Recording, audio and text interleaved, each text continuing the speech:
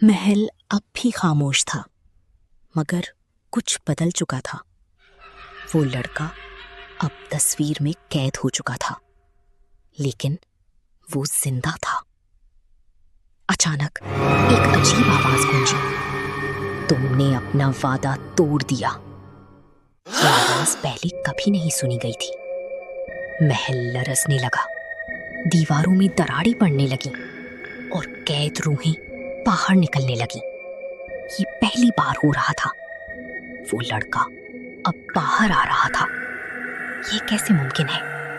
हम आजाद हो रहे हैं, हमें आजाद करो। ये मुमकिन नहीं है। अचानक एक सियाह साया जाहिर हुआ।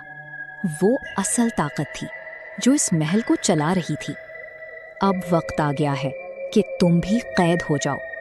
शहजादी ने अपनी ताकत इस्तेमाल की, मगर वो कमजोर पड़ गई। वो पहली बार हार रही थी।